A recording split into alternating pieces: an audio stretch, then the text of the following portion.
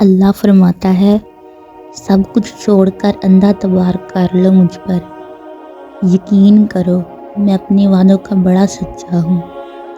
کبھی بھی دعا مت چھوڑنا، کیا پتہ اللہ کو تمہاری کون سی دعا پسند آ جائے۔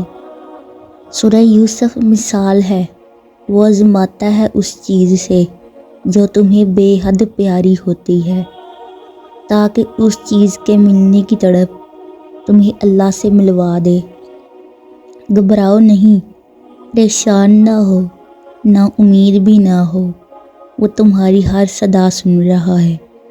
تمہارے آنسو اس کے لیے بہت قیمتی ہیں، وہ بہت جلد تمہاری دعاؤں پر کن فرمانے والا ہے۔ یہ دیر فقط تمہارے صبر کا امتحان ہے۔ سنو، دعا کی قبولیت کی اس سے بہتر نشانی اور کیا ہو سکتی ہے کہ اللہ نے اب تک آپ کا دل دعاؤں میں لگایا ہوا ہے۔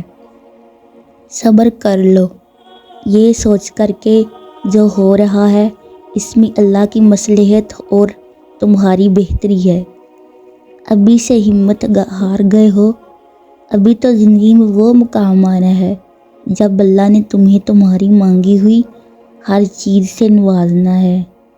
جانتے ہو، اللہ سے مانگنا ہر کسی کے نصیب میں نہیں ہوتا۔ اگر تم مانگ رہے ہو تو یہ اللہ کی دی ہوئی توفیق ہے، تو پھر اداس مت ہو۔ جس نے توفیق دی ہے وہ بہترین وقت پر قبول بھی ضرور کر لے گا۔ سنو، دل نہ بھی راضی ہو تب بھی دعا کے لیے ہاتھ اٹھاؤ، کوئی امید باقی بھی نہ رہے تب بھی اس سے مانگو۔ وہ جو رات سے دن نکال سکتا ہے وہ نا امیدی سے یوں امید بھی نکال لے گا کہ تم حیران رہ جاؤ گے۔ شدت سے دعا مانگ رہے ہو لیکن لگتا ہے کہ قبول نہیں ہو رہی، تو یقین کرو قبول ہو چکی ہے۔ اللہ تمہیں بس بہترین وقت پر دینا چاہتا ہے۔ اور یاد رکھو، اگر اللہ نہ چاہے تو تم چاہ بھی نہیں سکتے۔ اللہ دل میں تڑپ اس لیے پیدا کرتا ہے تاکہ تم دعا کے ذریعے اس چیز کو حاصل کر لو۔